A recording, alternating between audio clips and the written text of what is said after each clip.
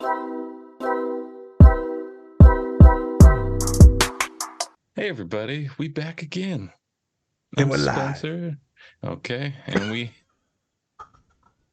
of course, we have our interrupter, and he's a licensed clinical therapist, Nas. Dr. Nas. No, No? Not yet? never again. All right. Never again. Serena's like, I ain't Twice, doing I it was either. like, that's enough. Yeah, no.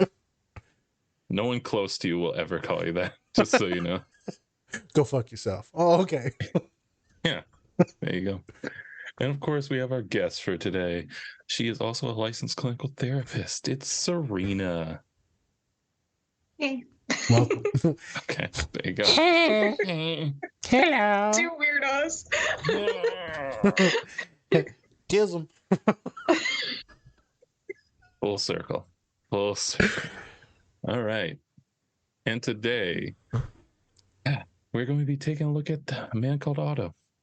And this is also the Different Spectrums podcast. I am losing my mind today. I had no sleep last night. So, Neither did I. Talk about movies, shows, mental health, all things surrounding them. We also have some laughs, so don't take us too seriously. Or do. There you go. Also, don't forget to run up those likes for us. We'd really appreciate it. Yes. Before we get into our topic for today, check out our Google Drive that's on our link tree. Has a bunch of helpful tips for everything. Resources, apps, PDF. Serena, what did you find in there? You're the one that told me to mention this. Well, you didn't tell me. Videos, articles, apps, so many different things. The goods. Any resources you're looking for, and they're nice and divided into categories. Yep. It's wonderful. Yep. You didn't say nothing about leaving no tip though. Oh yeah, and leave a tip. Come on, you're taking the information. Oh, yeah. That's right. I'm talking about from your ass. I'm joking. Oh. Yeah, wait a minute. Yeah. For everyone else, leave She's tips. like, I'm taking this. And she saw the tip jar. She's like, no, I don't need that. So much. All right. And also, we have some June guests coming on the show. So there will be doctors. They will be people that know mental health. Yep. Social workers, Trust doctors, Oh, my God. clinicians, Yeah, sure. awesome women. Clinicians. Yeah. All right. You don't need to bring the gender into it. All right. Jesus. 2023, bro. Gender doesn't matter. All right. So, like I said before earlier, A Man Called Otto. Taking a look at that movie featuring Tom Hanks. About a man who's very depressed, very sad guy, very sad and angry. Maybe they're one and the same. Who knows? We'll figure that out during our discussion. So the scenes that we're going to be looking at today is about teaching one of the characters, Marisol, how to drive. Marisol. Marisol. Teaching her how to drive. And then second scene, all about after him and Marisol have a discussion, have an argument, I believe. He goes to her house to use her phone, and he kind of explains what's been going on with him because he hasn't opened up. Okay, yep, we'll go with that. He's a piece of shit for loving his crippled wife. How dare he? How dare he? Son of a bitch. All white men are the same. Yeah, all of them are the same. Way to stand up for me, asshole. Don't do it again. I can do it myself, all right? Yeah. So yeah, we're taking a look at those scenes. Very sad, very depressing movie, apparently. I've not seen it yet, but all I've been hearing is that it's very depressing. So it makes me really want to watch it. It does. Yeah. I really love that. All right, Nas, anything before we get into the scenes? Yeah, so today we're going to dive into depression, grief, anger, hostility, relationships, love, compassion, patience, regulating, and me and Serena will give some examples of humans that we worked with. Again, as Serena brought up, please go check out the Google Drive. There are a ton of free resources. Right. Click on those. Check them out. If you feel so indebted to put in a tip, because there's a lot of hard work that went into those things. Just go ahead and donate some, or you can go right to our Spotify and donate as well. Don't be like Serena. Actually tip. All right. Yeah. Come on, do Give us better money. than me. Yeah, do better than the do therapist. better. Give us some money. We're out of empathy by the time we come home. We're like, you know what? Everyone go fuck themselves. So Yeah, don't give us compliments. Just give us money. I don't want to hear anything like, Yeah. well, you guys did a good job. No, I don't want to hear that shit. Just get the money. Put the money in there. And as we get to that, welcome to our ads for chicken. I don't know why I can't. Chicken. Oye, Otto, pero can we go in our car? Because I've only ever driven automatic. No, I'm teaching you how to drive. Get in. Going. Okay, coming up on the red light, you're going to have to stop. Okay, but I get the clutch, right? You get the clutch. Okay, in the and then clutch. press in on the brake. No, brake.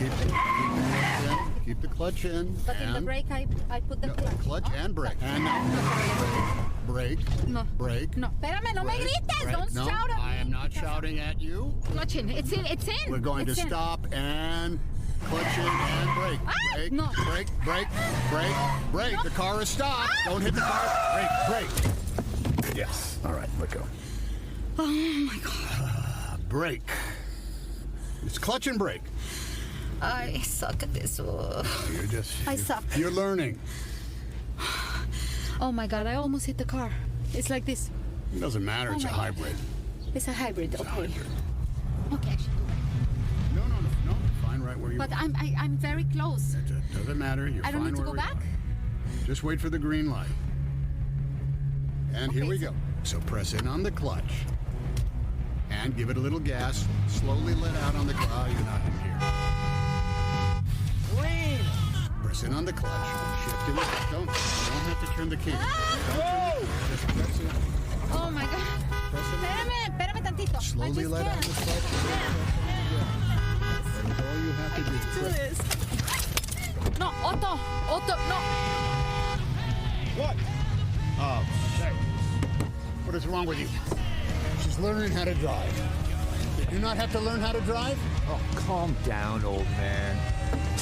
Hey. I'm not your old man! Hey, you son of a bitch! If you honk that horn one more time, it'll be the last thing you do. You hear me? Huh? Comprende?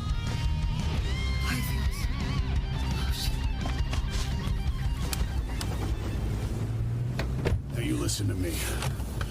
You have given birth to 2 children. Soon it'll be 3. You have come here from a country very far away. You learned a new language, you got yourself an education and a nitwit husband, and you are holding that family together. You will have no problem learning how to drive. My God, the world is full of complete idiots who have managed to figure it out, and you are not a complete idiot. So, clutch, shift, gas, drive.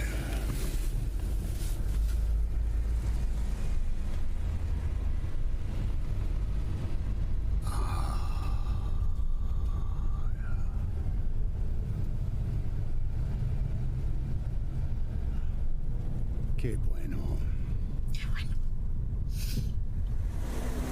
Okay, spot right there.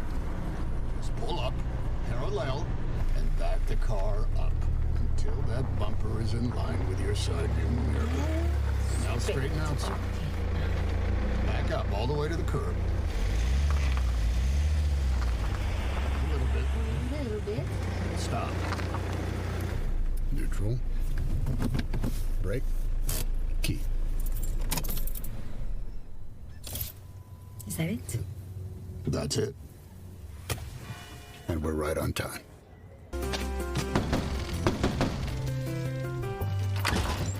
I need to use your phone. Why can't you use your own? Mine is disconnected at the moment. Why? That doesn't matter. I just need to use your phone, okay? You know what? No. No? No. You won't tell me why your phone is disconnected? You won't tell me why you need to use my phone? You won't tell me what happened to you in the street yesterday? And then you went inside and you wouldn't even open the door? You scared me, Otto. Do you know how long I was out there? And I didn't know if something had happened to you. Or if something was gonna happen to you. And I'm sorry if I said the wrong thing about Sonia's coats. But I was just trying to help. And you left me out there. So no. You can't use my phone.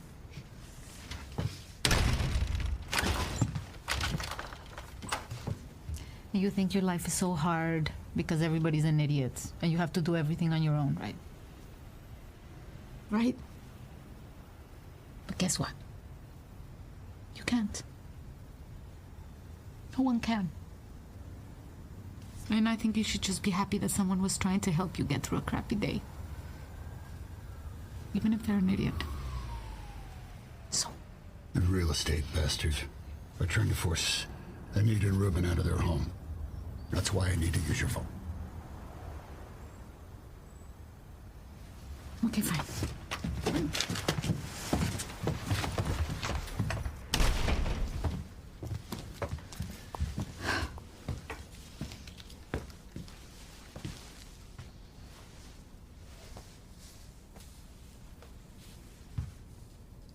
We had never had a vacation. Sonia was 6 months pregnant, and she wanted to do something special before the baby came. So we booked a trip to Niagara Falls. On the way back, the bus crashed. There'd been a recall on the brake lines, but the company never had them fixed. Sonia was paralyzed, and we lost our son. After 3 months, she was finally able to come home. But they had started building the new condos and the community center and the walkways, none of which were designed for people in wheelchairs. The builders could have changed their plans, but the laws weren't in place back then, and they didn't care. The garden I did. And we're putting in a new playground I cared. for everyone. But there are plenty of places. And I was so these days for angry. Like your wife. What does that mean? People like her? What does that mean? What do you mean? What does that mean? What are you trying to say? Go with me. Get off of me. That's when they voted me out as head of the Homeowners Association. I wanted to obliterate them all. The builders and the realtors and the bus company. Bus driver. I never would have let it go. But for Sonia. Sonia said we had to keep living. That's what I did. I lived for Sonia. 6 months ago, she passed away. Cancer. I was going to join her. That's why I had them disconnect my phone. But now I think she wants me to keep living. And I have things to do. And we're back. And we're live. Like a Here it comes. like a Egg McMuffin biscuit. That's what you had. That's the thing that you had. I planned that one. It just all right. Sausage McMuffin. I Okay. still fucked it up. I was supposed to say sausage. Idiot. You did your best. McGriddle. Thank you. Thank you for being so affirming, Serena. Yeah, thank you, Serena. Really appreciate that. It makes sense You- with the scene. She never just calls you a fucking idiot ever. She never does. Even though you are, never does. She's Anytime like- you say something stupid, she's like, you know what? I agree with it. Hey, you know what? You Orange know what? juice. You're Yeah, a I good was gonna say person, something random Nas. too. Nas, you're a good person. And Yeah. You know what? yeah. And someone will love you. sausage. I don't Yeah. know who, but like, yeah, you're a simple person. I'm like, what? Did you just call me simple? God. always have to have the yin and the yang. She's like, "Oh my gosh, it's fine, it's fine." I'm like, "Shut the fuck up, dude." It's Spencer's like, he's not going to learn his letter words if you're still being nice to him. Fair. Okay. all right. So after all that, we just watched the first scene from Man Called Otto, where he teaches Marisol how to drive, and at first it wasn't going so well. She didn't know how to use a automatic or manual. There it is. There it is. Calm down. All right, calm down. All right. There was 2 options. I picked the wrong one. All right. And then she's having trouble. And then she's at a stoplight, and dude in a pickup decides to start honking his horn because she's having a panic attack, freaking out. And then Otto gets out of his car and kind of, punks the other dude into stop honking his horn because she's just first learning how to drive. You're never going to yell at her. Just like that. Yep, just like that. He was that size too. And then after that, he gives Marisol really reaffirming words to tell her, like, you've done a lot. You've done a lot of things. You've had 3 children now. And you can learn how to drive. You learned a language, you can do it all. Yeah. And she starts driving and then parallel parks on the curb, which didn't really have any criticism about that, but it's fine. It's fine. It's okay. We're all learning here, right? We are. She's a good person. She's a good person. You can drive on the curb. It's fine.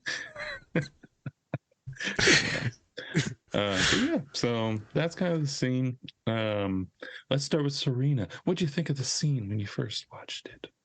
When I first watched it, I aspire to have that level of patience with my own children when teaching them to drive, of the ability to just kind of remain calm and talk them through it. I tend to get on the same level. Yes, I'll freak out with them. But I do have to say, I can absolutely relate. My first vehicle was a manual, and it is anxiety inducing, especially if you're on like a hill or at a stoplight and you're just learning with a manual. The amount of times I killed it. So I can absolutely relate to her. Okay. Mm-hmm. So that was just kind of some of my first thoughts. And then, of course, kind of bringing it to experiences with clients of learning a new skill and kind of being a part of that mentoring of, okay, we've got some barriers right away, the anxiety that comes into changing behaviors, but trying to remain calm, talking yourself through it, reminding yourself of like, hey, I'm a resilient person. I've done hard things before. Maybe I'm struggling right now, but if I can kind of collect myself, take kind of some of those transferable skills, bring them over. Maybe I can do this too. So there's a lot of overlap there too.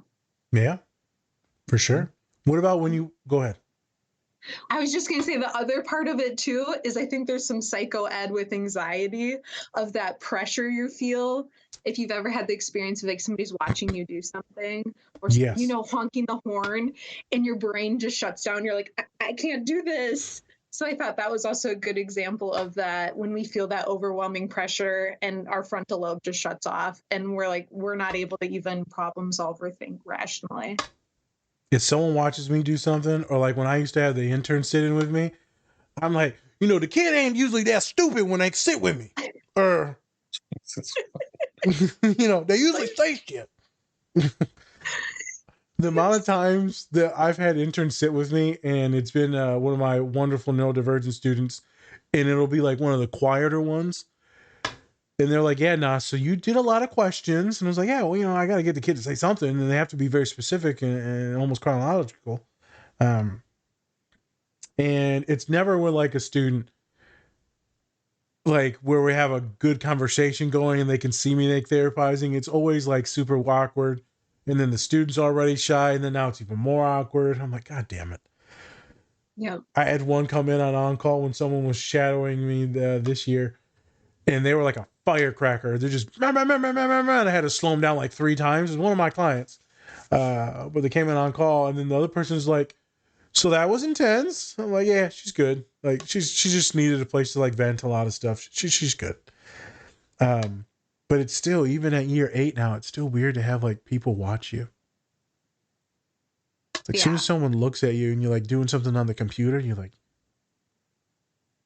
instantly, I already can't spell, and then they start watching me spell. Like I'm spelling something on Zoom, and they're just like, "You're a fucking idiot." I have to like pep talk myself similar to the talk he gave her of like, you are a therapist, you've been a therapist, you know how to do this, you know how to therapize things and work with people. Yep.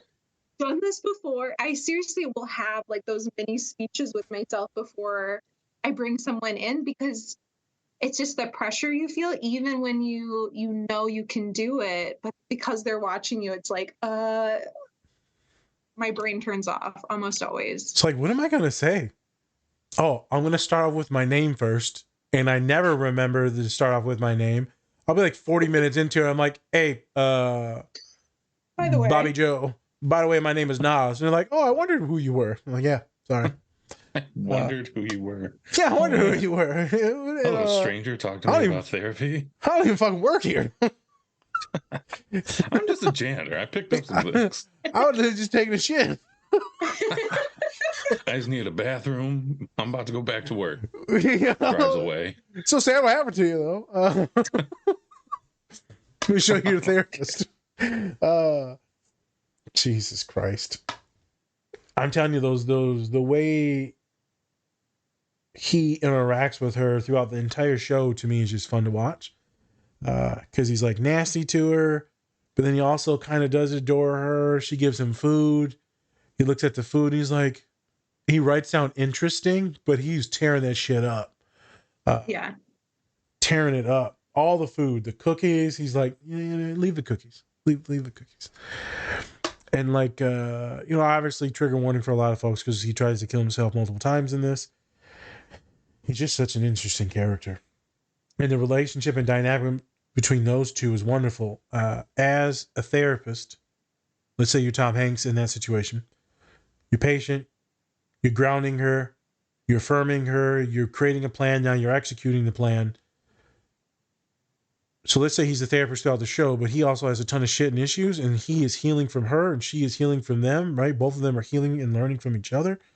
So in the therapy dynamic and setting, it always goes like that. It's not just like, you know, fucking everything and then that's it. They don't affect you. They do. The other day, I'll say this and I'm going to ask Serena a question and then Spence. I had a grad student come in and he's like, you know what? I'm going to fucking drop out of this shit because I'm a fucking idiot. I'm like, no, you're not. And now I'm going to be poor and I'll probably end up being homeless and then living on the street. I'm like, okay, let's break this down. As a PhD student, you make about $12.50 an hour at this university. $12.50 an hour. You get a job at Walmart right now for $17. So you actually have more money if you were to quit this job. And she was like, whew, that actually felt pretty good. I didn't know that shit. My group therapy students, one of the other PhD awesome woman, she's like, she said this and did all the numbers and all that stuff and was helping other people ground. So I said, you know what? After my person regulated the other day, I said, I'm going to send this person an email and let them know that it helped you because that will make her smile. And then she smiled, the one in front of me, because now she made that person smile. I said, the world is weird. You don't know what someone's going to say, what someone's going to do. It's all like interconnected sometimes. So I did send that individual an email, and I'm sure they smiled from ear to ear and probably cried. Because this person that's very good at being like a mama bear is like the spitting image of me. She's just a little white girl. She's the dream. The dream. She's just good at therapizing people. So you just never know, man. You can get people to regulate by saying certain things. Well, and such a good example. I mean, that's a beautiful example of that catastrophizing that we do when we're in our fields and we're sometimes just talking it out loud and getting feedback from someone else. I can't tell you the amount of times I am a catastrophizer. That is my thing. And I say things to my partner and getting back kind of some logic or like, what are the odds that's actually going to happen? You know, when you get into the really high. And then So sometimes just the ability to hear somebody calmly be like, well, there are some other options. Have you considered this or that? And it's like, oh yeah. Okay. Why would I maybe do I've that? got, yeah. That's stupid and logical. Get the fuck out of Yeah. here. Leave. How dare you not validate me thinking that we're all going to die? And it's my fault Sometimes that happens. because I undercooked the chicken. It was just a little undercooked, all right? Salmonella is fine. No one said salmonella was bad, all right? Yeah. Oh, now you want a divorce, huh? Yeah, go fuck yourself. Jesus Christ. Oh. Couldn't bake the chicken right and divorced. Serena, please.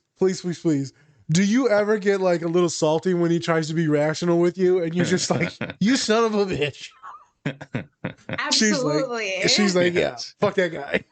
This has been years of me recognizing of like, okay, I do need some of this logic and a kind of the understanding of how we both work. But there are absolutely times where I'm like, I don't want the logic right now. I want you to be on my level. And we're venting right now. We're venting, okay? So, yeah, I mean, there's a time and place. You kind of got to feel it out. Sometimes there's not room for logic. Sometimes there is. You can sneak a little bit in. Yep. I am the same way at times. My dad had to regulate me the other day when we were cooking. And he takes me through this whole step-by-step process that he said to me about 5 million times throughout my life. And I'm like, fuck you. You don't know anything. And then I'm like, all right, maybe you know something. Now I'm like, all right, cool, I'll believe it. And then, then I interpreted it. I went with it, and I was good after that. For like 2 hours. And then I went back to the shithole I was at earlier in the day. Yeah. But yeah, that being able to regulate people is tough. It's a tough task. It can happen. Otto was pretty good at it. You seen this? She had that panic attack, which is actually pretty quick, pretty intense, but it made sense. Heavy breathing, teary-eyed, frantic, doesn't know what to do. Shut off. She shut off. Which I feel like is pretty common. Spence, I wonder what you were thinking when you saw that scene, right? Because that was your first time seeing it. Yeah. I just think back, like when my mom first teach me how to drive. Complete opposite of that. My mom is not the best driving teacher ever. She freaked the fuck out. Like it was like anything. You gotta get. You're not in the middle of the road. You gotta go get. Just freaking the fuck out, and then that makes me freak out. And then I drove for the first time with my dad. So much better. Like he was very calm. I was like, hey, you're going a little bit fast, kind of slow down a little bit. Oh, just, get in the lane a little bit more and all that shit. I was like, wow, this is so much different than how my mom taught me.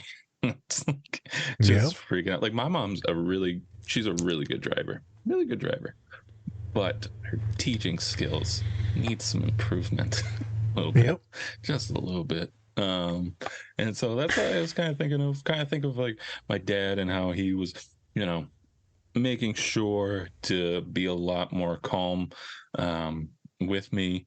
And yeah, my mom always says like I'm the worst passenger driver ever, and I have to agree. Oh, you must hold your tongue with me then, because you don't say shit when I'm driving.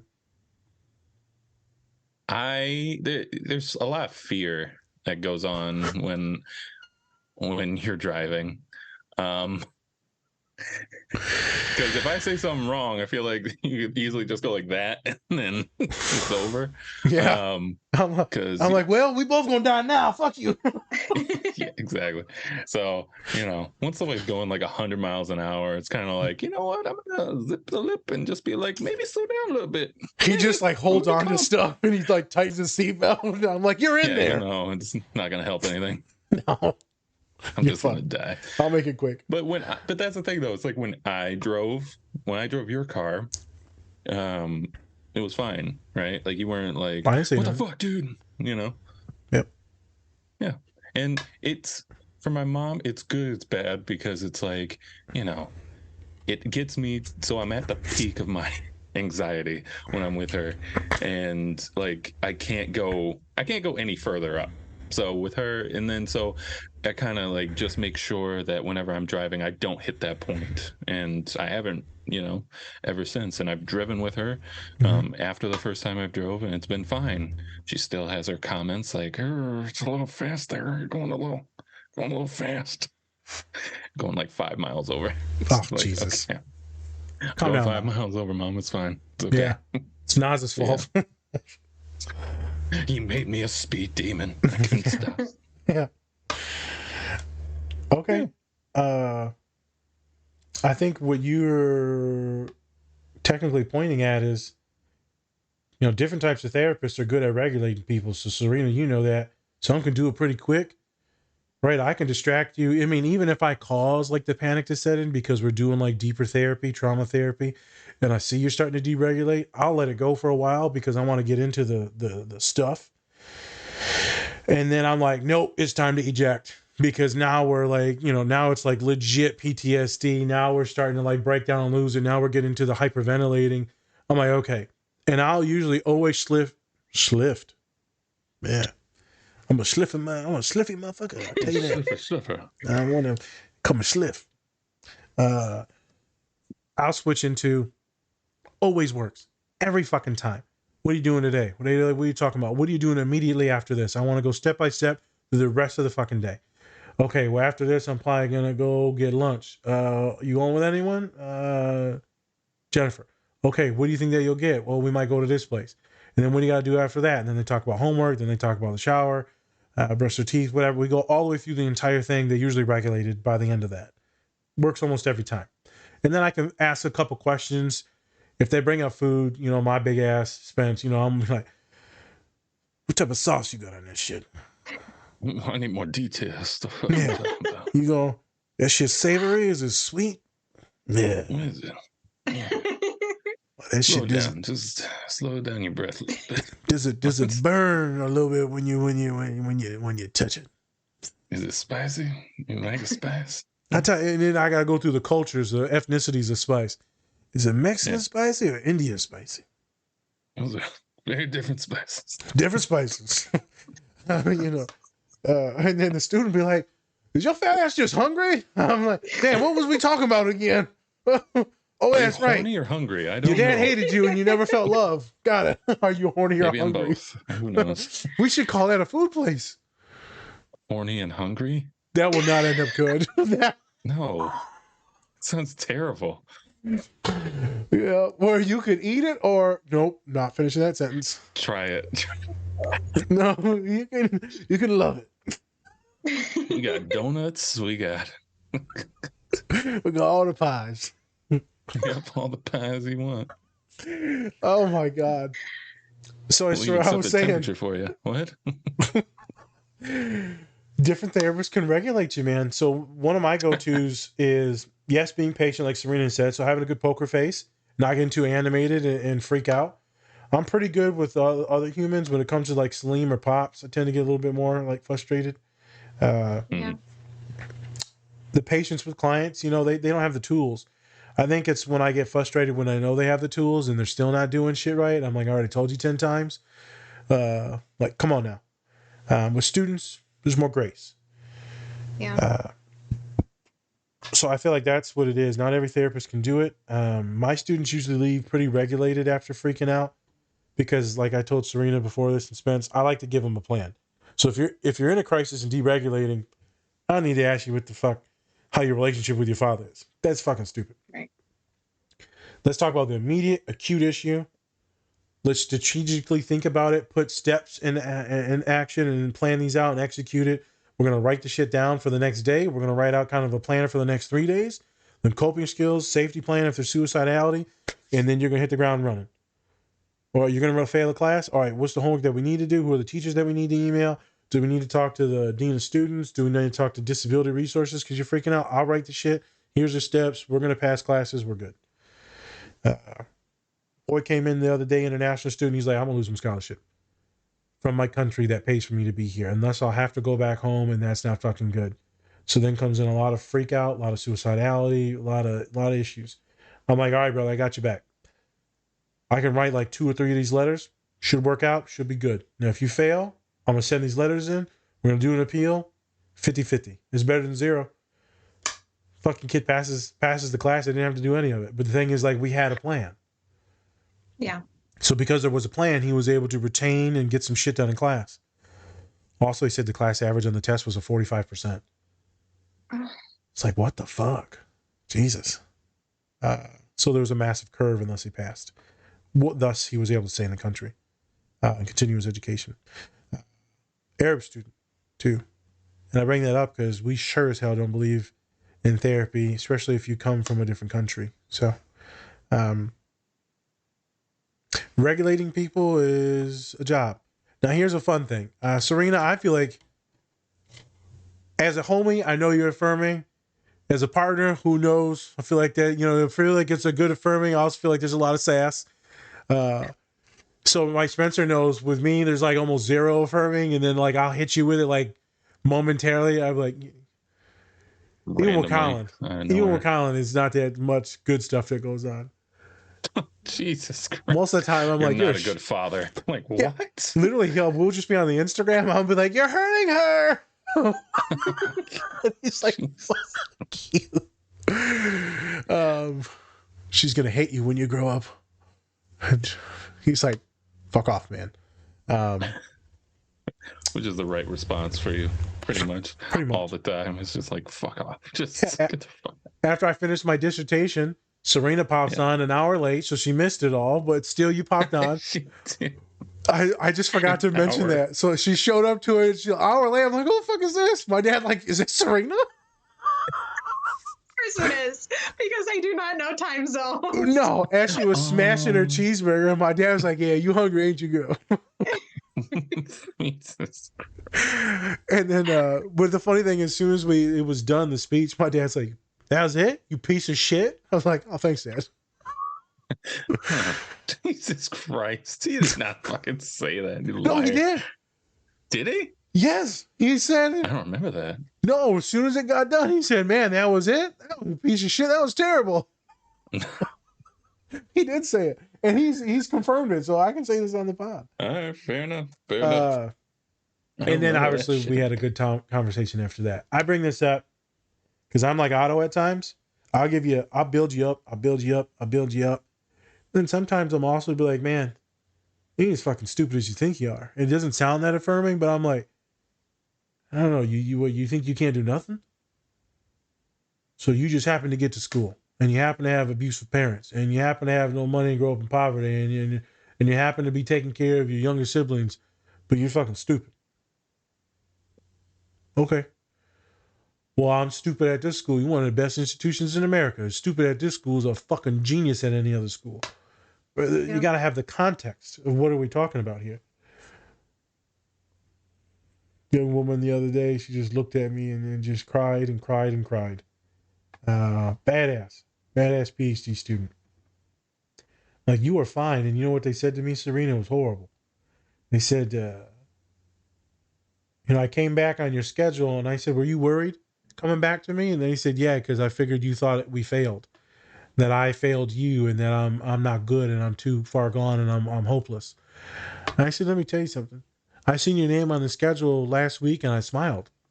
I enjoy you as a person. She's like, what are you talking about? You're quite fun to talk to. I said, don't get it twisted. You give me a fucking headache. You give me a headache. Well, that's awesome to hear from my therapist. I said, but your conversations are some of the smartest I've had in this office in 2 or 3 years. Verbal jousting with you, even though you think that everything is right, wrong, and you know everything. It's quite wonderful. And you're so kind and empathetic and anxious as shit and neurodivergent as hell. I'm not neurodivergent. Okay. But you just told me how you categorized a bunch of pigeons the other day. Oh, okay. Mike Tyson. What? Yeah. It's just... How do you even do that? There's a couple different kinds of pigeons I don't found out. I thought it was just a pigeon and a dove. I thought no, those were only two options. You got, and a seagull. You got the Obama pigeon, and then you got white people pigeon. Obama. You got the shrimp pigeon. Was that like? Well, I'm not even gonna say it. Nope. Okay. And so I was affirming her and then also letting her know just how awesome she is. And I just enjoy talking to her, even though our conversations are daunting because she is very intelligent. And I can't just say something and her believe it. There will be follow-up questions and verification. So I affirmed the hell out of her and I said, "You good?" She said, "Yeah, I'll cry again tonight, but it'll be for different reasons. Thank you." And I was like, oh my God. I had to regulate myself to make sure I didn't cry during the last half of the session. But she's good. So you can be funny and you can be kind of agitatory and say some things as a counselor, as long as you're not too mean. So Serena, I'm sure there's some clients you vibe with, there's some that you tease, some that you joke with. I'm sure there's some that you validate. You ever done what he did? Like lay it out there and not really say awesome things, but also say awesome things? Oh, for sure. I do that kind of blunt honesty, I think tends to work better with my angry clients, of just being very matter of fact or frank, or of just like, come on.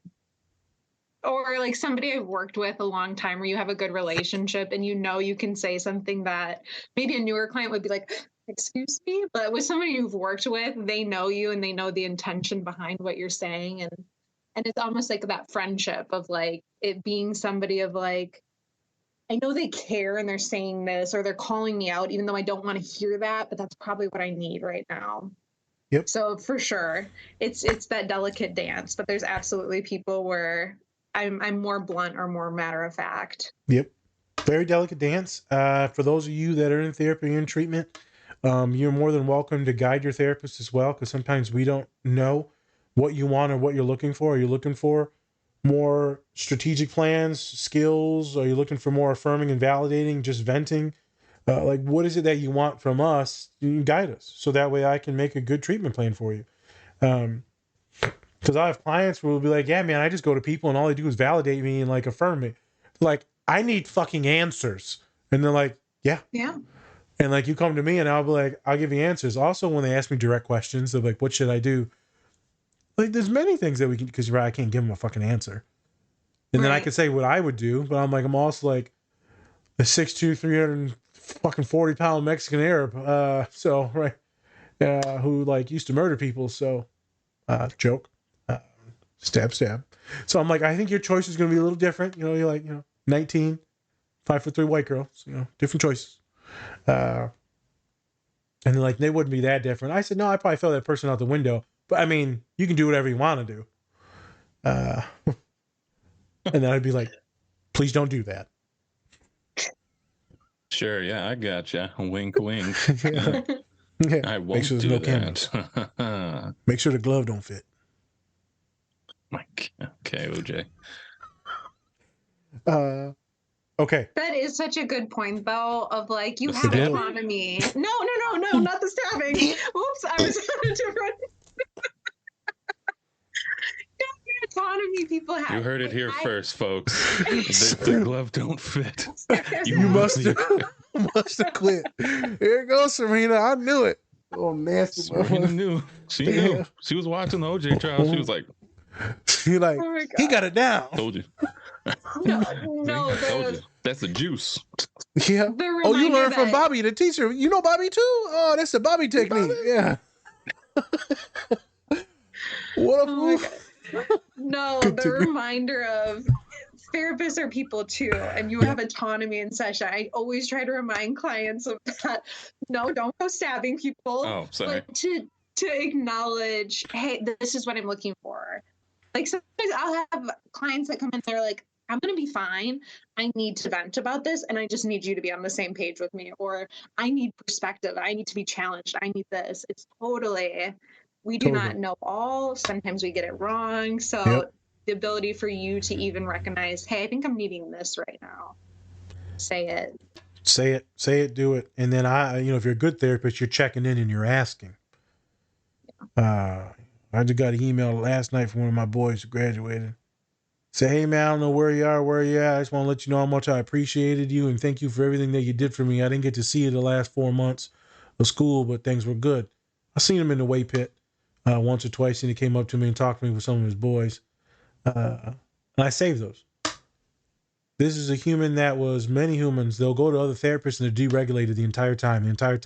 They'll come to me and they're just vibing. And like, this don't make no fucking sense. I don't know what to tell you, man. Is it the toys that you're playing with, or is it just the way I ask questions, or the personality? I remember this one specific human. He was so deregulated the first 2 times, he couldn't wait to get the fuck out of the office. I pulled the eject cord on him one time. Hey, man, we ain't gonna talk about shit, man. You're getting weird, and you're shaking, and you're freaking me out now. We're just gonna talk and chill. So we just talked and chilled. A couple more sessions go by. And then the next semester, we see a couple times. Next semester, see a couple times. Talk through some relationship, internship stuff. And just things just change. You give people a better perspective. Especially when they're neurodivergent and they're asking you all these different questions about humans.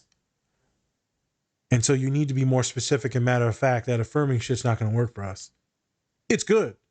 But also, like, we're asking you a direct question. Why do humans do this? Don't fuck us ask, why do you think humans do this? If we knew, we would have told you, asshole. We wouldn't be asking the question. Okay.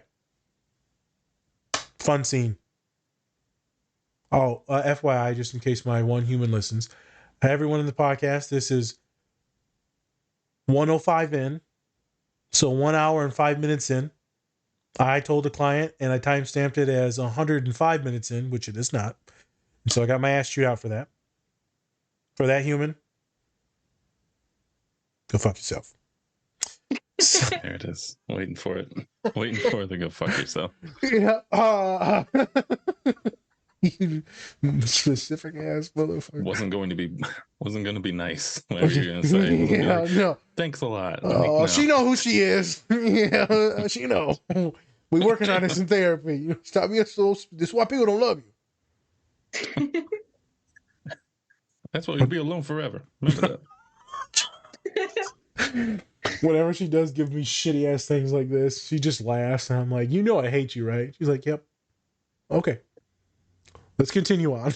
We'll validate you at the end. All right. Next scene. Yes. So the next scene, Otto goes up to Marisol. Or Marisol. My white guy impression. Marisol. Yes. Marisol. Yes. I still sound in Spanish. C. Jesus. And cancels. And oh well. So he goes up to her house to use her phone because his phone is disconnected. And she's very mad at him. All right, motherfucker. I'm trying to get through it, and you're like, me.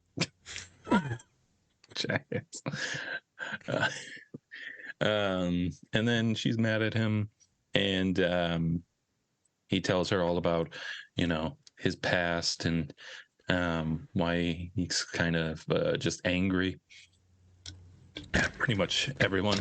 And then he gets into the fact that his wife died of cancer, and he's been trying to kill himself ever since.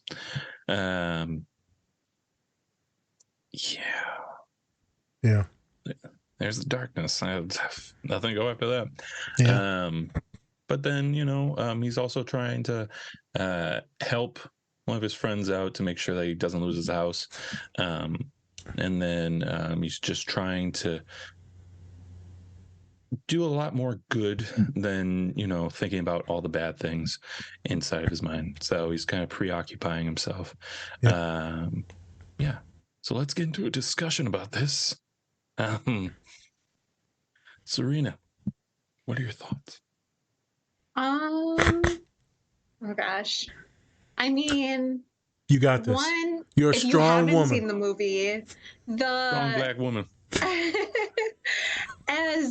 as maybe heavy as the conversation of suicide is, it's also, there's components of comedy within all of his attempts, and it's such a beautiful story of him kind of having to figure out how to live for himself when previously he had lived for his partner, and then in losing his partner, completely, I guess, even kind of going off this, but dysregulating and being like, well, I don't know how to live now. Yeah. So his decision originally was, I'm not going to live. And then this tale of meeting different people and finding a new purpose in life, which I think that is a really, really important part. So even in grief, of then finding that purpose of what's keeping me going or what to anchor myself to. But I mean, for him, there was so much anger. And so kind of seeing him learn to cope with all of the anger and even the parts of anger that are kind of comical, where you just almost had to like giggle at him. You're like, oh my gosh, you're such a grumpy old man. But yeah, I just really enjoyed the movie for all of that. So I mean, that's my initial thoughts, just kind of on the scene. One big thought I guess I have is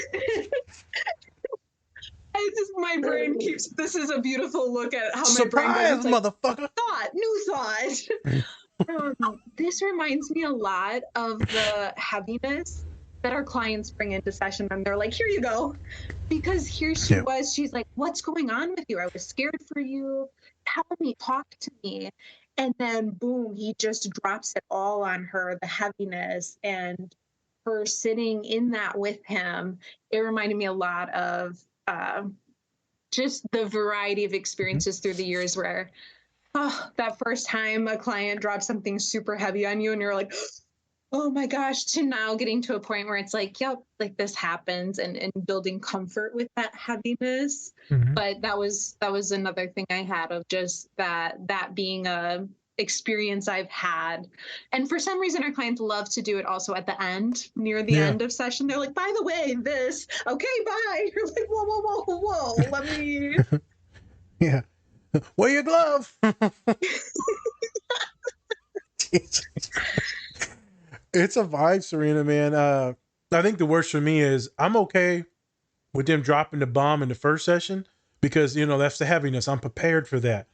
Now, when it's an ongoing client and then there's just some randomness that drops, specifically with my women that email me on Saturday, Sunday, Monday to talk about an event that happened, you know, I know what that's alluding to. It's usually some type of abuse or assault. And so those are terrifying emails. I have people that will come into the office and they're like, hey, we need to talk about something. I'm like, okay. And I'm like, whoa, didn't know this was coming. Or it'll be like something that triggered something in the past, and it's intense.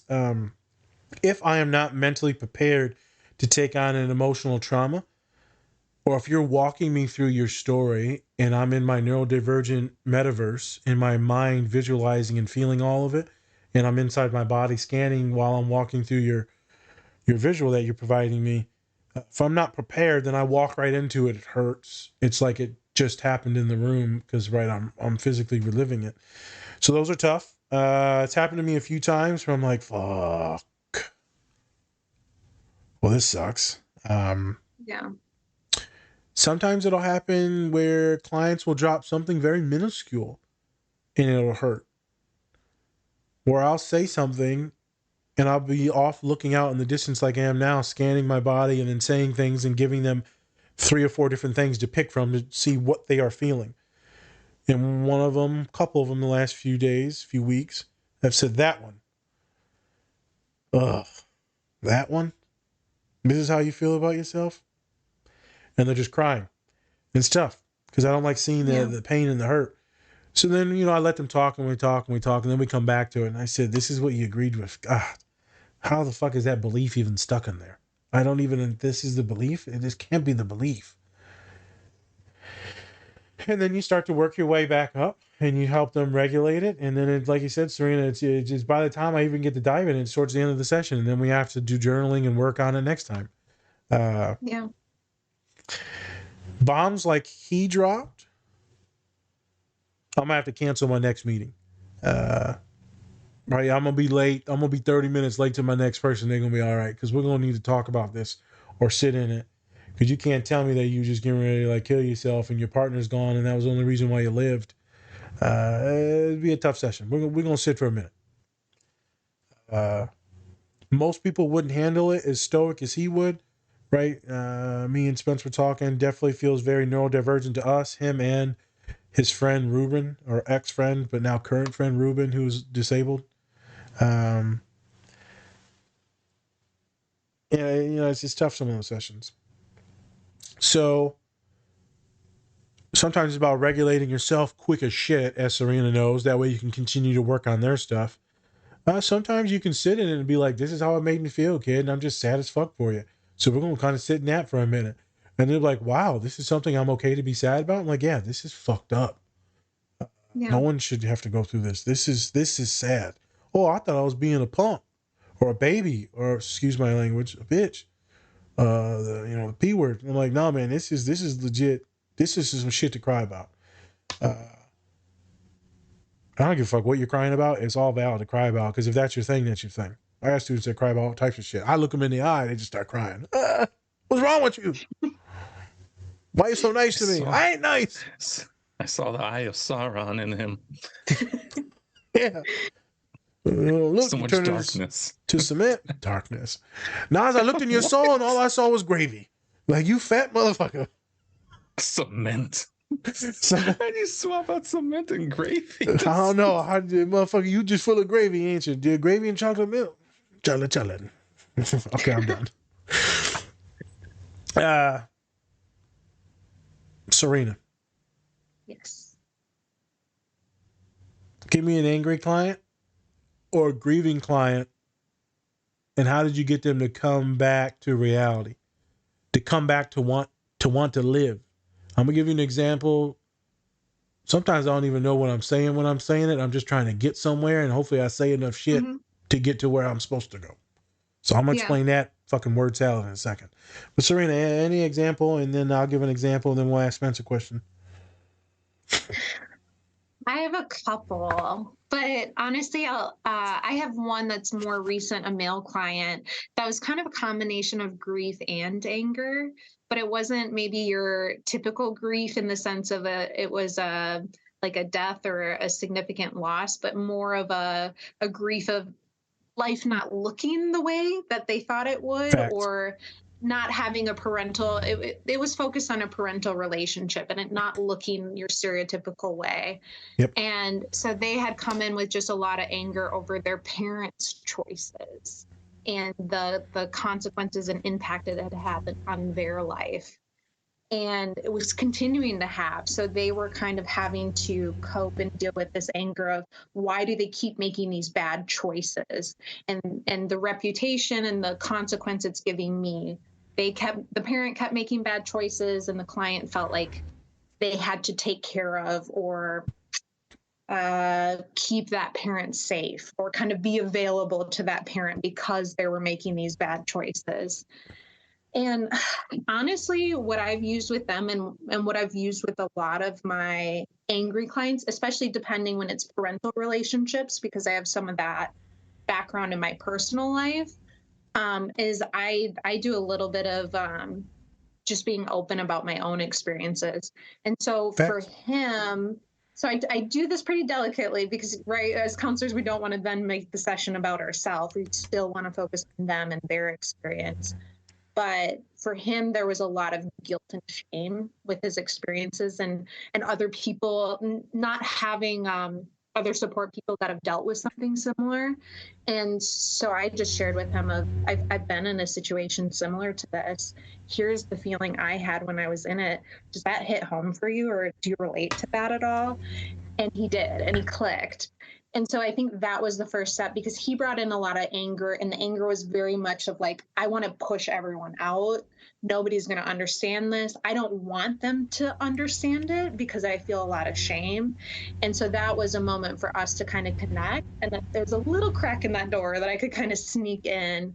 And then he felt a little bit more comfortable to kind of explore other emotions outside of the anger. Yep. And then I could use my own experience to be like, I'm hearing you talk about you're really angry about this, but when I was in an experience like that, this is what I was feeling. Do you feel some of that too? Mm-hmm. And so that was kind of, I could use my own experiences to kind of pull some other, yeah. Yep. So that's the one off the top of my head. So I just did a lot of relating to him and kind of some modeling. And then we worked on of like, okay, how do we start to set boundaries? Where is the anger coming from? And for this individual, it was a lot of anger around him having to self-sacrifice.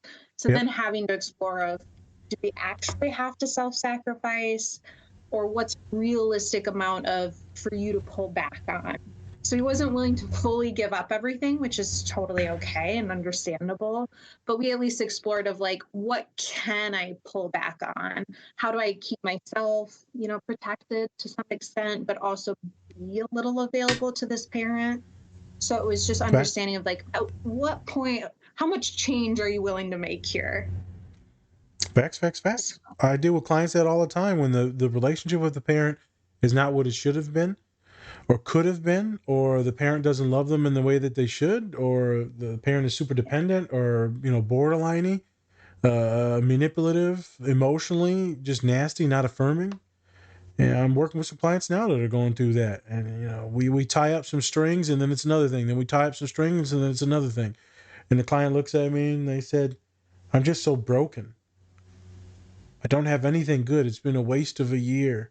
I think I was telling Spencer, Pops, this, and I'm like, oh, it's a waste of a year. So all the shit that we worked through, it's a waste. I didn't do nothing. Okay. He was getting ready to quit school a couple months ago. And he was suicidal. But we didn't get through nothing the last year. Okay. Well, I'm not where I should be. Motherfucker, he was about to die a couple months ago. And then we handled all the stuff with your mom. And we got you to set boundaries and be treated the right way you wanted to, and then not fork over money. And right? And you got to go experience love from other family members instead of going back there.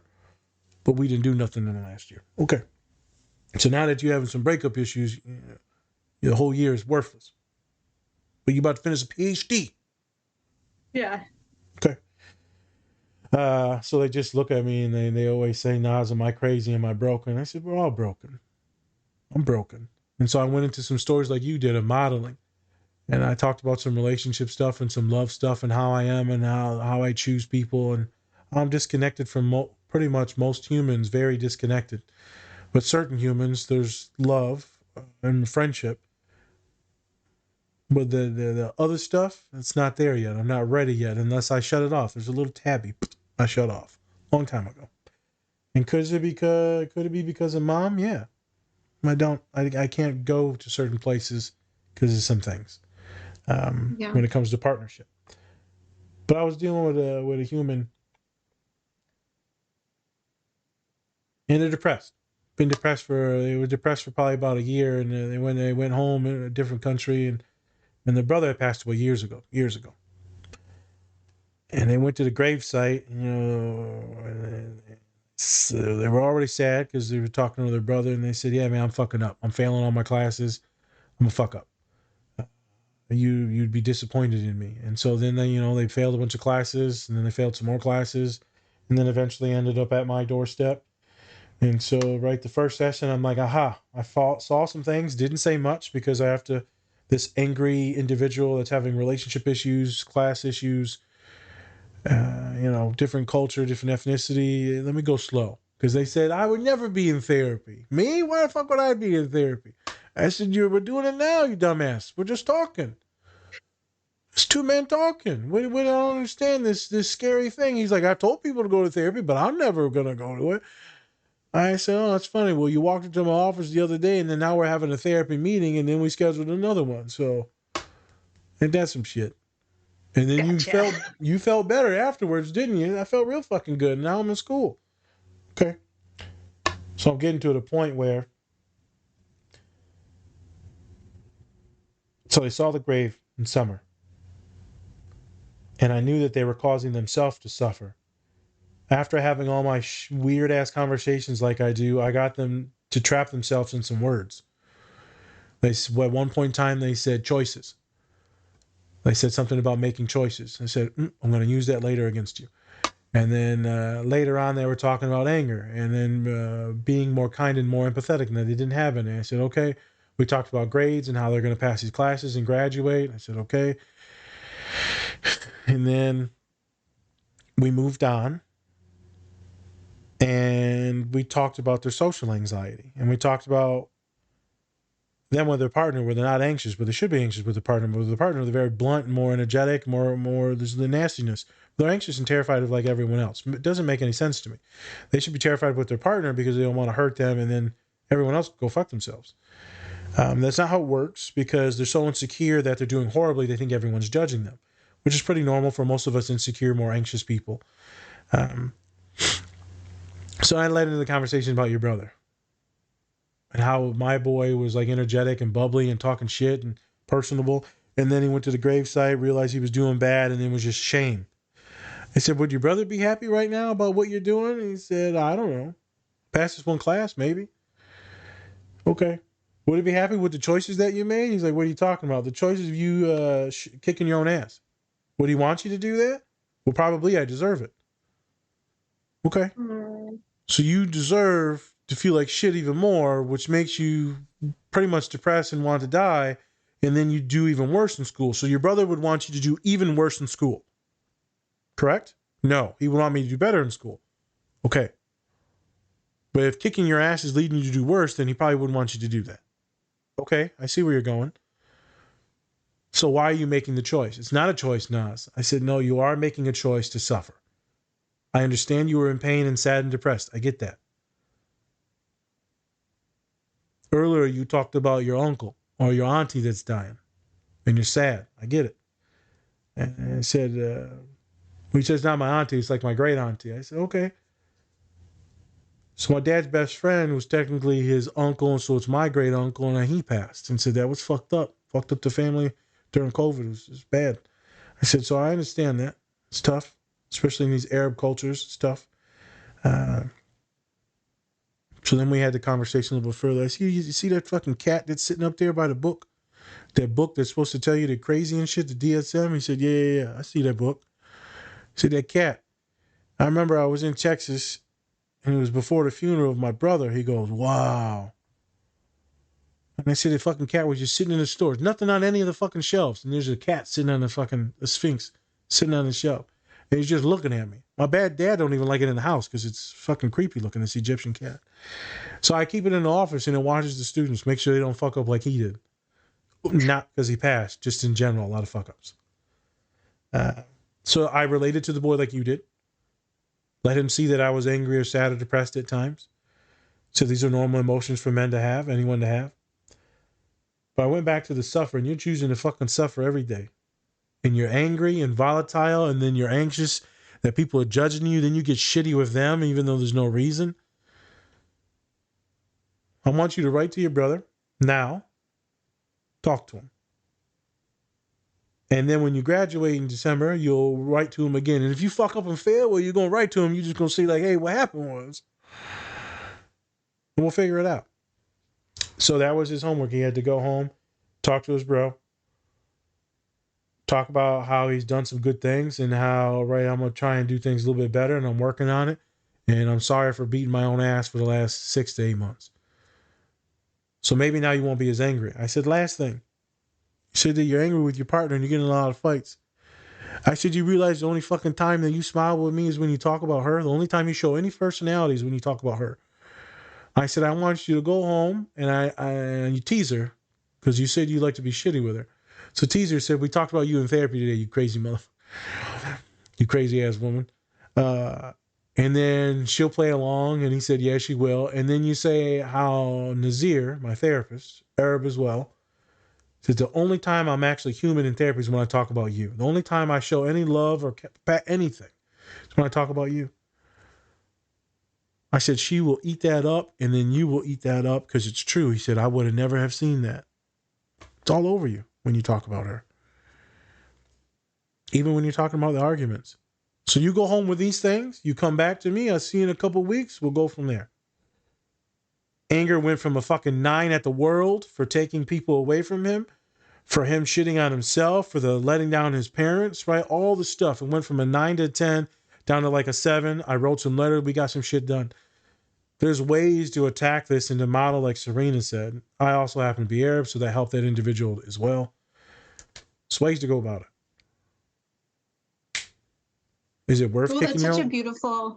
Oh, sorry. It's just a good example of the perspective we can bring in. You know what I mean? We get sometimes we put those blinders on of the emotion. I'm just angry. And so I always tell people, like, you put the lens on of that feeling. So I'm looking at things that are making me feel angry. And I think sometimes that's the power of being a counselor, is we have the ability, we can see the things that are happening beyond just that feeling and can kind of bring that into their awareness of like, oh yeah, I was just looking at this one part, but there's actually another part here that I was ignoring. And using their words. I said, this is a word that you said earlier. Oh yeah, I did say that. It gives it more power if you use their words. Yeah. So that's why I like to push. I like to relate things. And it's not always your typical anger where it's explosive like Tom Hanks, but like there's something in there that's stopping you from living. So obviously, folks, he tries to kill himself in the show multiple times. And one part of it, the wife is like, let it go. Let it go, man. There's too much anger. Let it go. And some of us need to just live for now. You don't know what the future is going to bring. You really don't. You really don't. Right now it could be miserable, but you might live a lifetime of joy after a few months, few years. Who knows? I don't know. Is it worth it? I don't fucking know. It's up to you to find out. I told the client that the other day about relationships. Was it worth it, me letting go of one or two people that I loved that I could have married? I don't fucking know. Maybe I'll find out in 4 years from now. I said, when I see them married with kids and shit, it hurts. It sucks. But yeah, they're happy, so it is what it is. And I'm happy now too, so it is what it is. So there's one other thing I wanted to tackle in the scene, but I'm gonna toss it over to Spence. Play hot potato. Hot potato. Yeah, hot potato. Can you eat the potato? I'm definitely hungry. Get some gravy. Oh, damn, we're back to gravy again. Who got the chocolate milk, by the way? Yeah. He just pops his titties out and just gravy. Spent, when you seen the scene, right? First time seeing the scene, what was some stuff that you saw that came up, or that you're like, damn, or anything that you related to at all? I guess like some of the anger part, I totally get. There are parts of my life where it's like maybe, I just get angry and I should let it go, and I have people tell me I should let it go. But at the same time, I don't really listen. Yeah, I guess I related to that a lot. The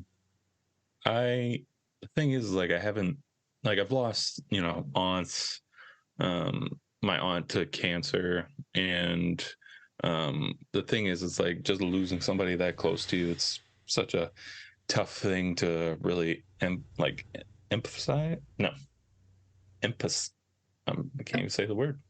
Empathize? Empathize. There it is. I was going to say emphasize. No, that's not it. But yeah, so it's kind of hard to kind of relate to that feeling, especially once, like, I've never really kind of felt that, especially having that, like, really, really close your wife, loved one, someone that's, just gotten you, and that's kind of been a protector in a way. Haven't really felt that yet in my life, and so it's kind of hard to feel the same way, or even close to what he felt in the scene. Definitely felt the anger, just haven't felt the grief, that other side of it, right? That, like, utter depression or anything like that. It's like, although I have, like, had, times in my life where it's like, it's been pretty bad, it's just, I've never really had that feeling of kind of just like, well, I'm just gonna, end everything now and things like that, which I've been lucky with. And so, like I said, it's more of like the anger, if anything, and just trying to get people to understand that a lot of the times it's hard to speak up about certain things like that, and that's where he was really having the trouble, especially, I haven't seen the whole movie, but obviously, he was having trouble actually expressing his feelings, or what was going on in general. And so, I've been there. I've been to that point where it's kind of just like, I just don't speak up about anything, just kind of let it go, and, might manifest into anger. other things. Yeah. Boy, Spence, you're going to be surprised because there's some shit that he does, Mm-hmm. and then it doesn't happen, and then he does something else. Like immediately, he starts acting normal after he just tried to take his own life. He just goes back to acting normal, and you're just like, Right. what the fuck? Do we need to pause Well, the that didn't movie? happen. Like, I don't. Did you hit your head? I don't understand. Like, well, back to business. Back to being grumpy as shit. It's so awkward and different and so neurodivergent in this fucking movie. The scene Serena, I'm gonna let you go after this. The scene I was thinking that sticks out the most to me is the disability stuff. So the wheelchair stuff, like that's like a world that no one really knows. And then, you get either you yourself are disabled or have some issues walking, mobility, or for me, it's my father. And then you start to notice things, right? You start to notice like cracks in the cement or like even Spence. Now that you've got the issue with the Achilles, you start to notice how hard it is to walk and to travel. And you got to go to the handicap and you got to walk up the ramps. It's a lot of shit. Can't do cobblestone in Toronto. Cobblestone. So it's just interesting. And so I feel like I really connected to that. That's when I cried when I watched it before we started the pod and then during the pod today. Is you just see him and he looked at the stairs and he's like, motherfuckers. And then he looks at the HOA people and they're not going to do anything, right? And so it's tough. I remember trying to get Pops into some places that aren't, fixed or regulated through the ADA law, Americans with Disabilities Act. And so you got to walk up the steps. We can't walk up the steps. So I'm having him either prop his legs in and shove his tush in, or I'm having to pick him up. I remember at one place, I don't want to mention it because I don't want to get them in trouble because it's a fine establishment. But me and Spence went there to eat for chicken wings in Detroit a while ago, last year. There's no disability thing. And so I had to pick him up. I bear hugged him. And then I slipped. And when I slipped, I pulled in pretty tight and I cracked one of his ribs. So he couldn't breathe. And because he's a fucking trooper, he sat there through the entire dinner with a broken rib. And he's just looking at me and he wanted to cuss me out, but he's also like, I can't breathe. And like, so that was intense. These words. I'm trying to tell you, if I could, I'd cuss you out. It's just intense, man. You start to see things in a different light. When me and Spence went on the trip, it was like this weird Tourette. Every time Spence would go to the front seat, I would like follow him. And he's like, what the fuck are you doing? Because I'm used to kicking my father's feet into the car. And then I gotta, sometimes shove him in there. Spence like, get out of here, dog. He's about to rupture my other Achilles. Yeah, I know. Let me kick that bitch for you, dog. I told Dad that today or yesterday. He's like, Jesus Christ.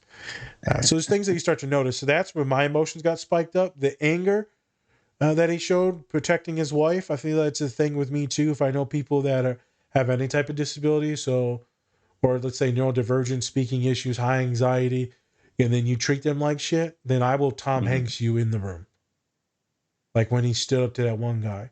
One of my clients said the other day, because I gave her that timestamp, he said, I wish I had a Tom Hanks in my life. And I said, you got me, knucklehead.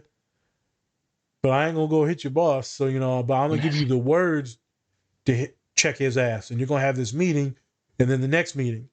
And everything will happen according to plan. Like me and Spencer's talked about in the air. I can already predict the future. You do these things I say, things will just domino effect. That wheelchair shit was tough for me, brother.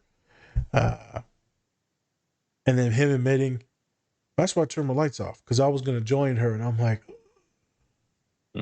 what? Just the way he said it. Because I was like, I want him to join her to be happy because he's miserable as shit. So I get it. I'm not even going to shame him for being suicidal. I think others probably will. I'm not going to shame him for it. So I got it. Obviously, I didn't want a human to take their own life, but also he was completely fucking miserable. So what's the point of being here? But it turns out there was a point and he just didn't know it. There was a point. It was coming. Yeah. It's just a few more days away. And it was just a little Mexican lady. Spence, I finally got to watch Ted Lasso. We're going to do a wonderful pod on it. And I told him how attracted I am to the CEO of the soccer team. Ted Lasso, yeah. And she's like super tall and just mean as shit. I also am attracted to Mary Saul because she's just kind of like mean and sassy and shit. Like, it's quite wonderful. I'm like, I have a weird type, like short, Mexican, mean. and sassy, and then tall and just mean. Mean has to be in there. Yeah, I know. You're like, I cannot be with a nice woman. Yeah. I just want to get slapped around a little. Treat me like garbage, please. Okay. Serena, what in that scene made you in the feels in the second scene?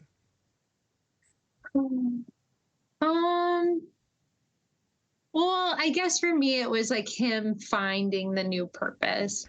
There's so much of, I think my presentation to people is always a happy, bubbly, friendly type of person. But probably my biggest struggle in life was anger and overcoming anger and finding that alternate purpose. And so just for me, it was kind of like, oh, that like sweet moment of him just being like, I wanted to end my life. There was no purpose to my life. To in this next moment of like, I found purpose. And, you know, I don't actually think that's what I need anymore. And I actually think she wants this for me. So even that change in the belief system of she wants this for me to now I found purpose and actually I'm going to live for her in a different way. So just that big change in perspective. Mm-hmm. So that's what got me in the feels, especially like all of the anger, you know, the shoving everyone out. And that's why it was just such an enduring movie for me, because I mean, that's really of what it looks like working with an angry client. I think we're just chiseling. We're like slowly getting in there and breaking down that anger and getting to another place and then finding that purpose and even connecting with other feelings outside of just that anger. Yeah. So, I just liked him finding a new purpose. Life is tough. Yeah, Serena, me and you have had some tough shit. And then to be counselors and like our purpose is magnified times 1,000 compared to what we ever would have thought of. Like the people that we help and the people that we stop from hurting themselves, killing themselves, they treat others, but so much that we've done. I can't even imagine a life without, and this is me being a little narcissistic with me and you, but like the world would be a lot more cold without people like me and you. But maybe what makes us so warm is the traumas that we went through, because there are some studies that say that people with more trauma history have more ability to have empathy. But also a lot of studies are saying that people that grow up in certain situations have more caring and will give you things more than what other people will that are more privileged. Because we know what it's like to feel like that, and thus we will give. Look at you now. You're doing all types of shit. Therapizing people, and you got kids, and you're happy, and you've gone fishing. You can barely even walk, and you went fishing with your family yesterday. Yeah. That's what I'm saying. I should have pushed you out there. Some other hippos would have saw you. I'm joking. Yeah, honestly, I know. No, this is exactly like how my husband talks with me, and he's like, I really hope nobody in public sees me like say some of these comments like hippo or like. But that's how I talk also. So there you go. Hey, I'm one of them motherfuckers too. I ain't got no baby. I'll be wilding my ass off. It's just cool to think. As I told a student the other day, see, you're talking to a ghost. You're supposed to be dead or in jail, and dead by homicide or suicide, correct? Because it was a time, and it was an attempt. So I mean, shit was weird. So you're talking to a ghost, and I said, my purpose. Maybe I already filled my purpose. Maybe it was holding the door open for this one random fucking jackass that smiled. Maybe I stopped them from hurting themselves one day. Maybe I stopped them from robbing the place. How the fuck do I know? I feel like I'm playing with free cards now. Life is just like kind of good. And she said, I need more than that. I need to know finitely like what's going on. I said, you're never going to know what's going on. There'll never be like I serve my purpose in the world. That's not a thing. Yeah. You're always going to be thinking, did you do more and more? And I'm like, fuck it. I think I already did it. So now it's just like free play. Yeah. It's like when you're a kid at recess and they're like, or at gym. It was gym. Yeah. They're like, it's free play. You know, instead of doing like a certain thing, we have Free time. All you fuckers just run around like beat the shit out of each other. Yeah. Nice. You never know, man. So people watching the pod, let's see what your purpose is. As our last pod we talked about, step into those shoes and see what happens. See what happens. You don't know what's out there. Maybe it's just more fucking depression. Maybe it is, maybe it isn't. Who knows? Let's see what happens. Let's see what's on the other side of that. As I tell many clients, life is fucking tough and there's a lot of misery. And so if you don't find those pockets of happiness and people to have your back and little things of joy, if you don't actually look at the small things, you will drown in misery. But it's part of that being intentional. So looking beyond just that feeling of, yeah, I see some of these parts that suck. Can I identify one part that sucks a little less or is actually going okay? How long are you going to cause yourself to suffer? Yeah. I get it. You let your family down maybe a little bit, your brother down a little bit, and you know you're going to suffer for another 20, 30 years. He's 22. You're going to live to probably 70, 80. He said, Allah willing. I said, yeah. So what are we going to do? Can we make better choices? Tom Hanks, I'm glad he got to see some joy and happiness before the end. So folks, if you haven't seen the movie, watch the movie, get your tissues ready. And after this, I had to put on the stupidest fucking show just to regulate myself. It was something like Jennifer Lopez. It was so terrible. And I'm like, I hate this person. Sounds terrible already. It was horrible. It was so bad, but I immediately hated everything about the movie, and I was like, I feel better now. I'm back in the hate. Yeah. Go to the dark side. Yeah. Serena's like, yes. Yes. Unlimited power. Serena's like, I can teach you the dark arts. You're like, aren't you supposed to be my therapist? Murder. Murder. Here's my gloves. Carry out these duties for the dark side. Yeah. You shall learn from the best. Oh my gosh. It's Serena. Yep. And that's what it's like in session with me. So you guys pretty much summed it up. Yeah. Even though she's bubbly as shit. Oh my God. That's all I got. Diagnosis. Obviously, grief disorder, prolonged grief disorder, which is new in the DSM. Definitely neurodivergent with OCD. Some may label it probably not neurodivergent and label him OCD and OCD-PD, OCD personality disorder. And then maybe they would probably label him avoidant disorder, personality disorder. But he's going to be neurodivergent. And because his heart was broken and shattered in a million pieces, he pushes everyone away. So I'm not going to say it's personality disorder. I'm going to say neurodivergent with grief. Treatment is community. Love, purpose is exploration. Treatment is exploration and finding some stuff. Probably group support for grief or people that have lost their spouses. It's probably would be best for him. Because not all of us are lucky to get a Mary Saul in our life to be so fucking nosy and make us food. Basole. So yeah, folks are looking for a neurodivergent individual that finds it hard to speak, that's very particular, that gets deregulated from little small things. Wonderful character to look at. If you're looking for someone that doesn't show a lot of affect, a lot of physical affect, wonderful character to relate to because he loves his wife so much in this movie, and you see it, you could feel it through the way he looks at her and the way he treats her. But right, maybe some of my boys or my women in here, you're not the best with words. You're gonna have to show up like he does. So if you're looking for some stuff where you like this person, you like Tom Hanks, you like someone that's neurodivergent, which means that you should not be scared of us. You should see, you can see partnerships and relationships with many of us that act like him. So something to think about. So it's like when they saw Wednesday Addams. You love Wednesday Addams. Well, FYI, you love someone that's neurodivergent. So things to think about. I'm good, Spence. Okay. Serena, any last words? That sound weird? No, I don't think so. Okay. All right. So, talked about some deep subjects today on the pad. I actually wrote down a quote from Serena that I think was pretty cool. She said, "If they don't catch you, murder is fine." Holy shit. So I'm gonna leave with that. I thought it was gonna be like a and- deep, like motivational, like therapy. Serena was like, "Oh shit, I did it." Spencer's like, "No, you suck."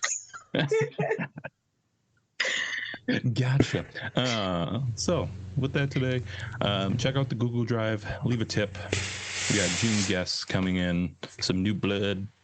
So check us out and check out our merch that's coming out soon. So yeah, that's it. I'm Spencer. That's Naz. Different Spectrums Podcast. Murder. Bye. Bye. Much love, everyone. Take care of yourselves. Be kind and patient.